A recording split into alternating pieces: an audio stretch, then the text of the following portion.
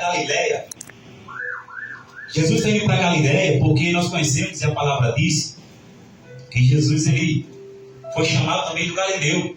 Só que para ele ir, ele sai da Judéia, e o caminho mais curto para ele chegar na Galileia é Samaria. Então Jesus, em vez de dar a volta na cidade, ele escolhe o caminho mais curto. E quem nunca escolheu o caminho mais curto?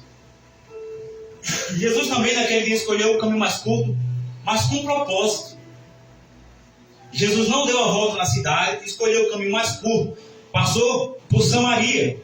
E a tradição, se você for estudar um pouco, se aprofundar nesse tema, os samaritanos e os judeus, eles não se comunicavam, eles não tinham aliança. Eu não sei se os mais velhos, pelo menos aqui, já ouvi falar, dizendo assim, a família de Sebastião não se dá com a família de Pedro. Quem já ouviu dizer isso aqui? Minha família, se vier a família dele lá, nós acabamos com a casa dele. Quem já ouviu isso?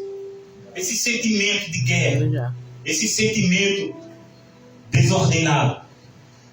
Bem assim, era entre os samaritanos e os judeus. Por quê? Porque em certo tempo da história, um pouco antes, voltando lá, e você vai encontrar isso é um culto de ensino hoje.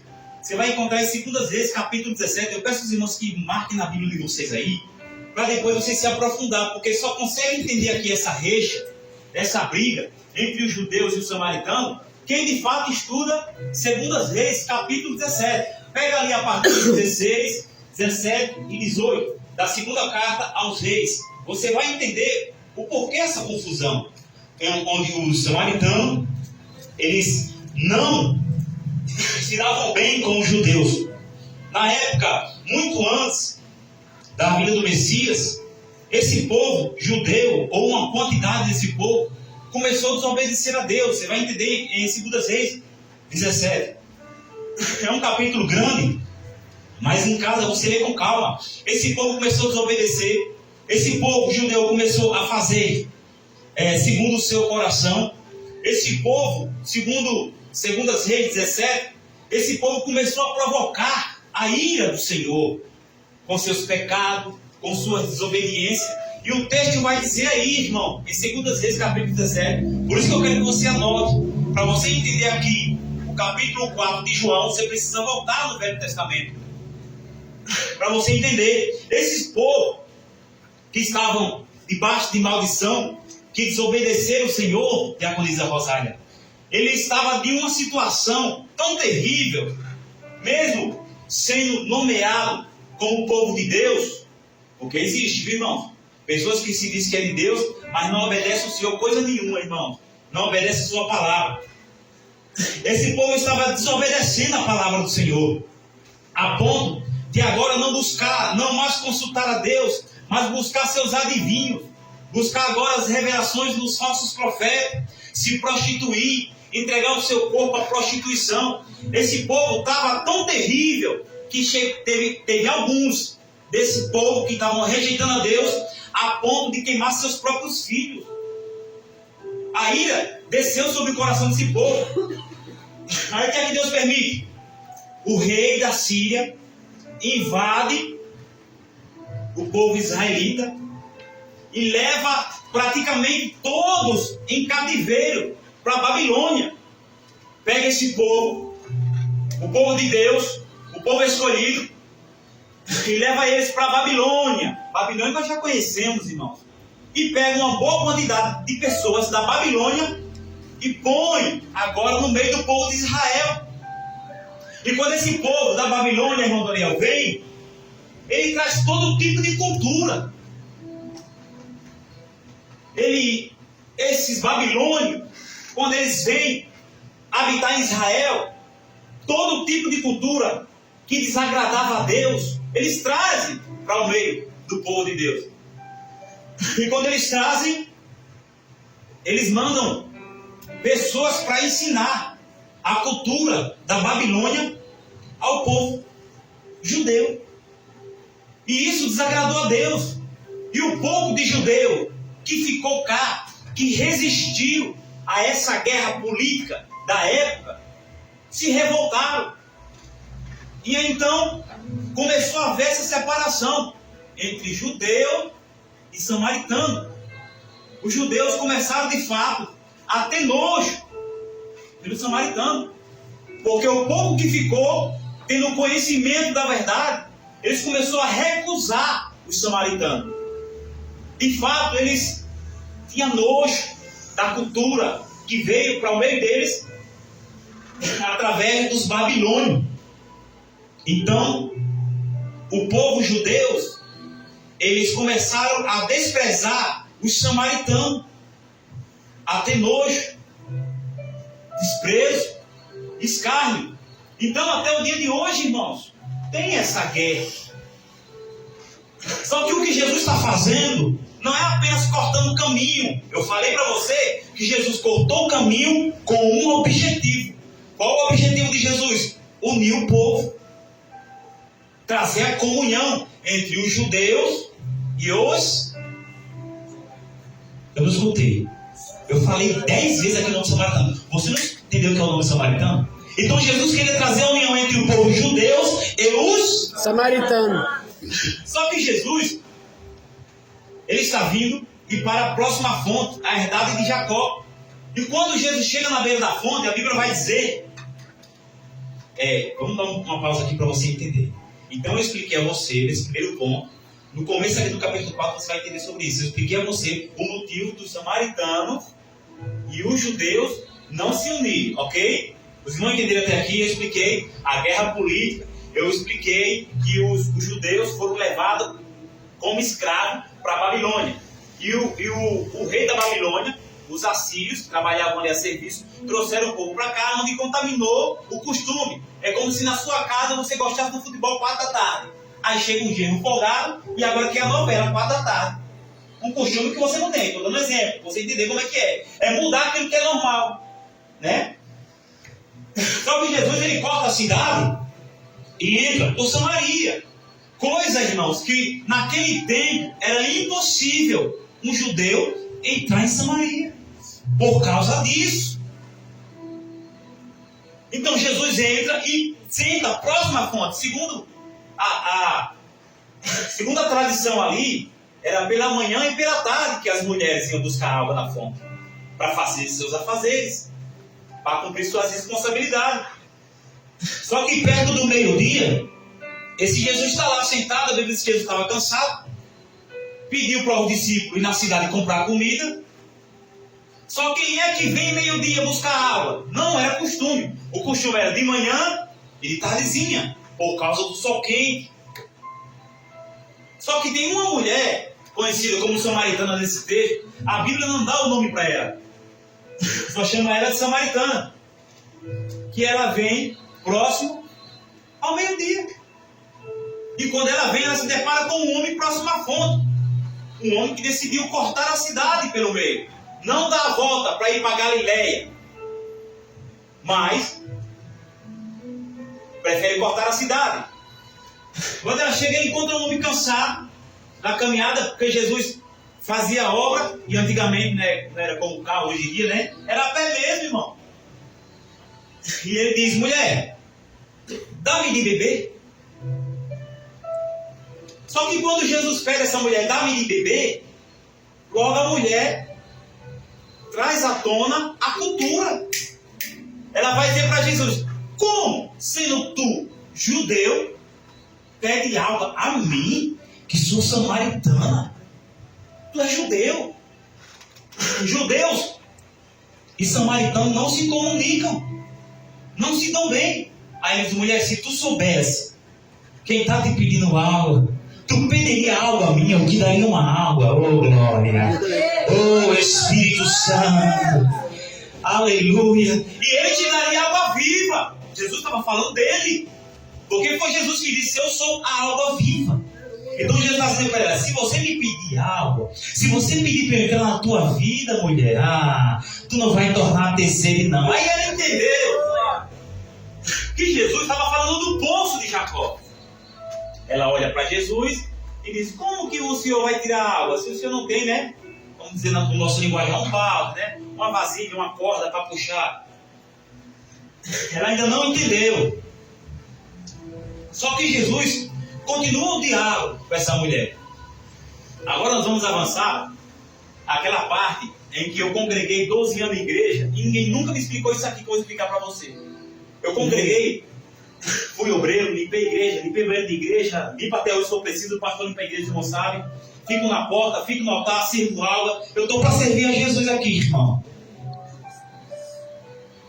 Mas nenhum teólogo, nenhum pastor, nenhum pregador nunca me explicou.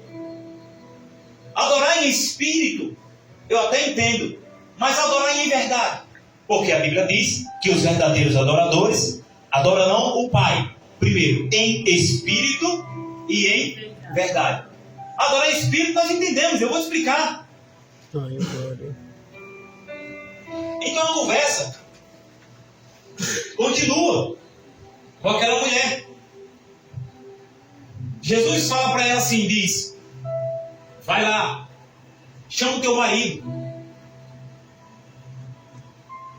Só que a mulher samaritana, note-se o que eu falei antes, ela vive a cultura. Ela vive os prazeres da carne. Ela vive a falsa adoração. Ela vive tudo que os babilônios trouxe no passado e pregou para aquele povo. Então, ela aprendeu de uma forma errada, praticava de uma forma errada e vivia de uma forma errada. Só que Jesus diz para ela algo que vai mexer com o coração dela, algo que vai balançar a estrutura da vida dela. Jesus diz para ela: mulher, vai lá e chama o teu marido e vem cá. Quando ela escuta isso, eu acredito que no coração dela veio uma reflexão rápida, mais rápida, porque não dava tempo, a conversa estava boa com aquele homem, com aquele judeu, e não era comum aquela conversa. Quando ela diz: eu não tenho marido. Olha para o irmão que está falando e diga assim: Deus conhece tudo. Conhece tudo. Diga: Deus ele vê tudo. Ele vê tudo.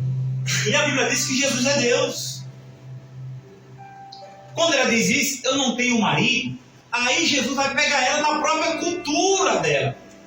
Jesus precisou trazer a mente daquela mulher que ela estava vivendo de uma forma que ele não aprovava a adoração dela. Quando ela diz: eu não tenho marido, Jesus disseste bem, tu não tem marido, mulher, porque tu tivestes 5, é isso? E o que tu está não é teu. Vamos lá, irmão. Olha o que Jesus está dizendo para ela: tu é uma prostituta. Não é o que eu estou dizendo, não, o texto. Tivesse 5 homens na tua vida e o que tu tem não é teu. Então, peraí, ela estava com o homem de alguém. Sim ou não, irmão? Sim. Jesus disse para ela: eu não tenho marido, Senhor. Tá, você não tem marido. De fato é verdade, você não tem, porque nenhum dos 5 que passou na sua vida permaneceu. E hoje o que tu tem não é teu. Nós temos 2 pensamentos: ou ela não casou, não estava certa pela lei, ou ela está entre roubado o marido de alguém. Só que eu preciso refrescar a sua memória. Essa mulher não aprendeu com Jesus, querido. Essa mulher aprendeu com a cultura babilônia. A Babilônia hoje representa o mundo. Quem foi que disse que o mundo tem conselho para você? Quem foi que disse que a Babilônia tem algo para passar para você? Essa mulher aprendeu na Babilônia a se prostituir. Essa mulher aprendeu na Babilônia até 10 maridos, se possível. Essa mulher aprendeu a cultura dos babilônios. Então essa mulher, ela não entende de adoração, ela não entende de casamento, ela não entende nada disso, porque ninguém ensinou a ela. Não tem pessoas que assim: ah, eu fiz isso porque eu não sabia.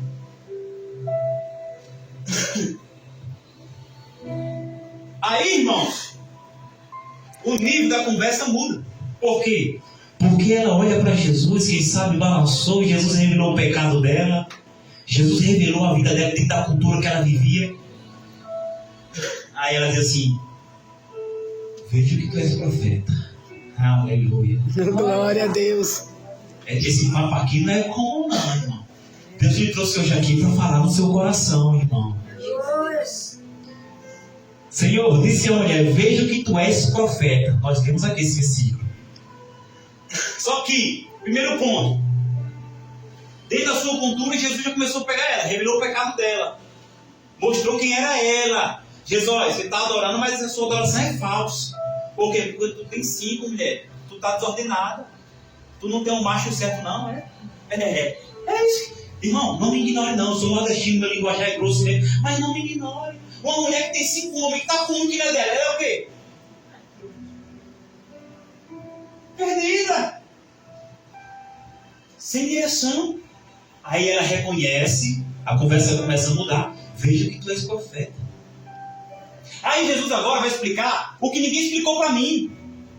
O que é adorar em espírito e em verdade. É por isso, irmão, que muitas das vezes a igreja, e muitas das vezes até pastor e padre, está adorando a Deus de forma errada. Os verdadeiros adoradores adorarão o Pai em espírito e em verdade. Jesus disse para ela diz, como ela reconhece que ele é profeta, ela diz, onde eu devo adorar? Aqui no Monte Gerizim? Porque pela cultura da Babilônia ela aprendeu a adorar só no monte. Só que a adoração dela não é válida porque é uma adoração falsa, porque ela não tem vida com Deus. Ou em Jerusalém, porque quem adorava em Jerusalém? Os judeus. Quem adorava no Monte Gerizim? Os samaritanos. Então ela aprendeu com o samaritano. Subir no monte, se ajoelhar e adorar. Porém, uma adoração falsa. Aí Jesus está dizendo, a hora vem e agora é que nem nesse monte, nem a cultura que você aprendeu você está certo, nem em Jerusalém no templo, hoje, nem nessa igreja. Porque quando saímos daqui, isso fica vazio. É um salão. Deus não se limita apenas aqui para a nossa adoração. Aliás, Deus está presente quando a sua igreja está aqui. Aí Jesus, agora vem e agora é que os verdadeiros adoradores adorarão o Pai em espírito e em verdade. Nem nesse monte, nem em Jerusalém, mas em espírito. Mas para isso acontecer, para adorar em espírito até então, esse novo modo de adoração não tinha acontecido ainda, porque só começou a acontecer depois que Jesus morreu na cruz do Calvário. Porque a adoração agora não se limitava mais ao templo, nem ao monte. Agora tinha que ser em espírito, por causa da vinda do Espírito Santo. Então Jesus está explicando tudo para essa mulher, em uma apenas conversa. Sim, vamos lá. 2 pontos. Em espírito. Só conseguimos adorar hoje em espírito porque Jesus morreu e sobreveio sobre nós o Espírito Santo. Então toda pessoa que vai adorar, eu estou adorando Deus, mas a vida dele não condiz, ele não tem Deus, ele não tem o Espírito Santo, ele não adora. Como assim, pastor? Como é que o bebo vai chegar aqui e dizer que adora a Deus? Nossa, aquele bebê na igreja. Eu vi isso já, viu? E pessoas que dizem que servem a Deus há 10 anos. Nossa, aquele bebinho chorou tanto naquela igreja. O bicho não estava adorando, estava não, irmão. Estava cheio de cachaça. Era só isso. Era mocho. Era pinga da brava mesmo. Nossa, eu já vi isso, irmão. Por incrível que pareça. Não os cristãos sabem disso. Eu já vi o povo católico falar assim, nossa, meu cachorrinho tão bonitinho. Meu cachorrinho adora não, irmão. Só consegue adorar quem tem o Espírito Santo. E só tem o Espírito Santo quem tem uma vida transformada pela palavra. Como essa mulher da fonte que tinha 5 maridos e o que ela estava não era dela. Só quando Jesus tratou da cultura errada que ela aprendeu, só quando Jesus tratou da sua vida amorosa, posso assim falar, quando ela se resolveu, aí para ela adorar em espírito e em verdade. Agora, a parte da verdade, eu sempre perguntei, como adorar em espírito? Eu sei que é através de Jesus. E em verdade, o texto está explicando. A adoração daquele povo era falsa porque ele aprendeu errado. E era falsa porque não era verdadeira, porque a vida que ela levava não era de acordo com a palavra. Então está explicado.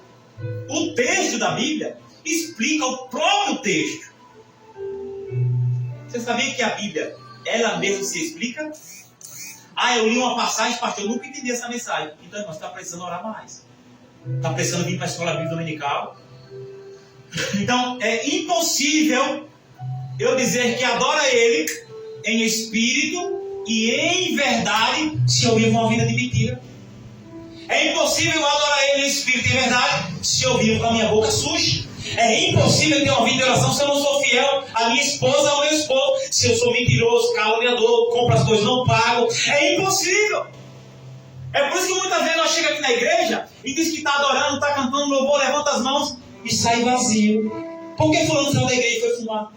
Por que fulano saiu da igreja e foi beber? Por que fulano cantou no grupo e estava xingando a mulher em casa, dizendo um diabo a quatro com ela, que diabo seja, xingando ela de Gênesis Apocalipse. Mas ele estava adorando o culto. Por quê? Porque de fato ele não está vivendo a verdade ainda. De fato, ele não sentou na beira da fonte para conversar com Jesus, para entender o que é adorar. É impossível adorar a Deus diante de uma vida de pecado. É impossível você adorar a Deus com os costumes da Babilônia no seu coração. Pecado, transgressão, desobediência, idolatria. Como adorar a Deus, irmãos? Toda vez que você que é crente, que é membro dessa igreja, que chega no culto e diz que está adorando lá fora, você continua a fazer as mesmas coisas, a sua adoração também é falsa. Deus não recebe a adoração pela metade. Deus não recebe a adoração de quem não tem uma vida santa, uma vida de renúncia. Você está entendendo, irmãos? Não adianta adorar aqui, se em casa você faz tudo o contrário. Não adianta você sentar na beira da fonte, ouvir Jesus pregar bonito para você, se você não larga esse marido que não é teu. Não adianta, irmão. Você dizer que serve a Deus, mas as coisas do mundo, que é comparada a Babilônia, comparada com esse mundo, as coisas do mundo, a prática do mundo. Não adianta você dizer que vai vir aqui adorar a Deus se seu coração está no mundo. Aquele que ama o mundo se constitui ou se torna inimigo de Deus. Como? Eu vou adorar a Deus, mas quando eu sair para fora, eu estou dando lugar ao diabo. Você é inimigo de Deus. Você não é adorador, irmão. É a Bíblia que diz, não sou eu. Eu só estou passando o que está escrito. Você acha, irmão, Jesus é santo. A palavra fala, seja santo porque eu sou santo. Você acha que um Deus que é tão santo, um Deus que é tão perfeito, um Deus que rejeita esse mundo, você acha que você, imundo, vai conseguir adorar Ele? Não vai não, irmão. Eu costumo dizer que uma pessoa que vem de domingo a domingo para a igreja e não se liberta da vaidade, dos pecadinhos, porque tem pecado de estimação, viu? Tem pessoas que falam assim, eu tenho que pecar essa semana, que eu não pequei ainda. Tem pessoas que amam tanto o pecado, que tratam o pecado, faz com o pecado já virou um parente dele. Tem um rapaz que trabalha comigo, que ele está afastado. Ele não fumava, mas se afastou, saiu da verdadeira adoração. Olha lá, irmão, olha onde está chegando a vida desse rapaz. Saiu da verdadeira adoração, da verdade, aí se afastou, já vai fazer 2 anos. Agora ele já está fumando. Enquanto ele não fumar um cigarro, ele não fica bem. Ele fala, pastor, dá licença que eu vou fumar aqui. Vai para lá, filho, vai para lá. É Espírito Santo, vai para lá, vai para lá. Ele vai bem para longe de mim, ele respeita o pastor, tá? E aí o negócio está ficando estreito para ele. Só que ele não percebeu. E os dias que eu estou trabalhando com ele, faz 20 dias, eu já percebi o quanto ele está caindo. Preste atenção. Semana passada ele falou para mim que estava com muita ansiedade. Isso é resultado de sair daquilo que é certo. Isso é resultado de você sair daquilo que Deus estabeleceu para a tua vida. Aonde Deus te colocou para você ir para o mundo, sem ir para Babilônia. Já essa semana, ontem, eu tenho que dar de pirona a ele. Agora estou sendo médico. Estou com dor de cabeça, estou tentando trabalhar. Eu falei, meu irmão, fica tranquilo, vai dar tudo certo. E eu doido para fazer oração por ele. Eu doido. Mas tem coisas que você tem que deixar ele na Babilônia para ele aprender. Sabe aquelas pessoas que têm a cabeça dura? E você fala assim, sai daí, rapaz. Tu vai se lascar, hein? E o cara não sai. A mulher não sai. A mulher não se enxerga. Se Jesus pregasse para aquela mulher e ela não mudasse a conduta dela, de nada valeria o ensino de Jesus. De nada vai valer o que eu estou pregando para você se amanhã você fizer do mesmo jeito, papai. Fui lá, peguei a dipirona, só faltou colocar na boca dele. Ele tomou, aí passou umas horas e falei, meu irmão, você está melhor? Estou melhorzinho, pastor. É porque Deus falou para nós cumprir a palavra. Mas nós, irmãos, isso é do homem. Isso é quando eu falo do homem, eu falo no sentido genérico, é homem e é mulher. É mais fácil aceitar as coisas da Babilônia do que renunciar. Então, toda vez que eu estou no pecado, toda vez que eu estou praticando as coisas mundanas, a minha adoração se torna uma adoração falsa. Eu só consigo adorar a Deus de verdade, em espírito e em verdade, se a minha vida estiver alinhada com a palavra de Deus. Aleluia. Glória a Deus. Eu acredito que nessa noite vocês aprenderam, o pastor está finalizando, o contexto da confusão entre o samaritano e os judeus. Deus. E a partir de hoje vocês entenderam o que é adorar em espírito e em verdade. Não adianta trocar tapa com o marido e vir para o culto, não. Você está só vindo em vão. Mas então você xinga ele, porque você se acha mais santo do que ele, né? E ele xingar vocês e ele vir para o culto, não, irmão. Está sendo falsa a sua adoração, Deus não recebe.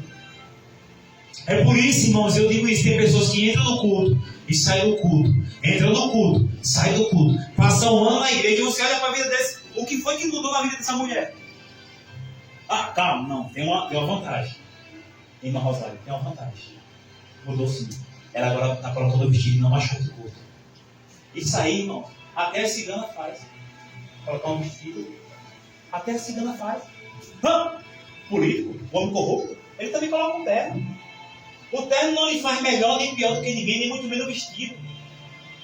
O que vai contar para Deus é a sua fidelidade. O que vai contar para Deus é o seu caráter. O que vai contar para Deus é o que você carrega dentro do teu peito. Uma vida de santidade e de adoração em espírito e em verdade a Deus. É isso que vai contar para Deus, irmão. O que adianta Jesus fazer esforço e vem da rua de cidade, cortou o caminho por Samaria, pregar a palavra, você ouvir a palavra, mas não se converter, não abandonar as culturas do mundo, porque está cheio de pessoas que não vêm mais para a igreja se o pastor falar de pecado. Ah, aquele pastor ali só fala de pecado, só fala de deixar, né? De jeito nenhum que eu largo a minha maconha, de jeito nenhum que eu largo a minha pinga no final de semana com meus amigos. Ó, o bucho está até crescendo. Vou naquela igreja mais não, irmão. Por quê? Porque essas pessoas precisam nascer de novo. Precisa beber dessa água que vai jorrar dentro dele. Uma vida que vai levar ele para a vida eterna.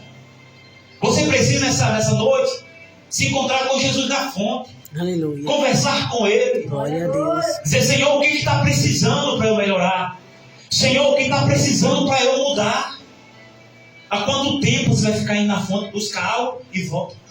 Busca água e volta. E você sabe tanto da sua situação. Aquela mulher tem uma situação tão depravada naquela sociedade, que ela não ia de manhã e nem ia tarde na fonte, que era os horários de costume das pessoas pegar água. Ela não ia já para ninguém e questionar nada.